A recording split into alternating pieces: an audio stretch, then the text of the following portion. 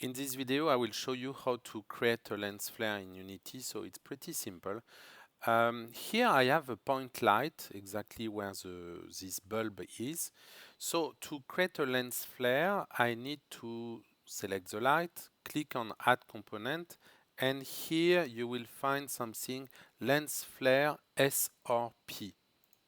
Okay, so here you have lens flare SRP, and you will have to choose a profile of lens flare.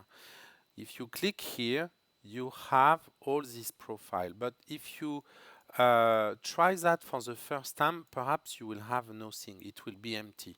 So why? Because you need to load this lens flare profile in Unity.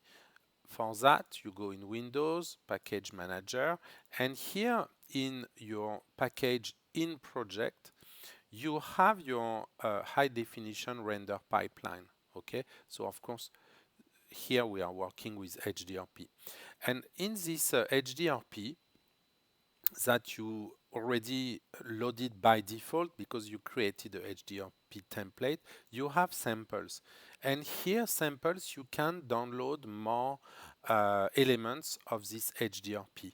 So here we see the difference between Unreal and Unity. By default, Unreal will have everything and you have to remove what you don't need.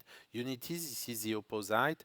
You have a minimum of things, so to have a lighter scene and faster scene, and then you import what you need. So here, what you have to do in lens flare samples, you have to click on import. Okay, so me, I don't need, it's already done.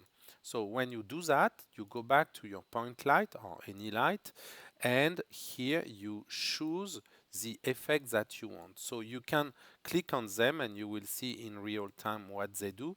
So we have very weird things like sci-fi elements.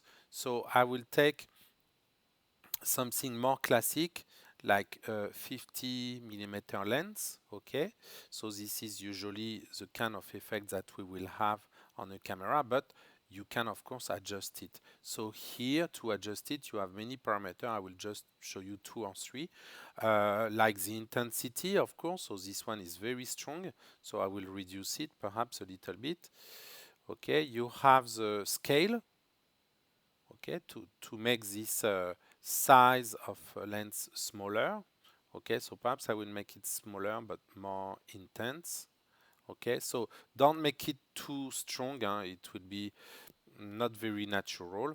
Okay, so you adjust that. But another parameter that I want to show you, it's here. You see, if I move behind an object, my lens flare still here. Okay, so it's because if you don't calculate the occlusion, it's faster. You always try to render as fast as you can. So, but if you know that you will have this kind of occlusion, you have just to activate allow off screen. Oh no, sorry. You have to activate enable here. And then when you will move, okay, you don't see the lens flare.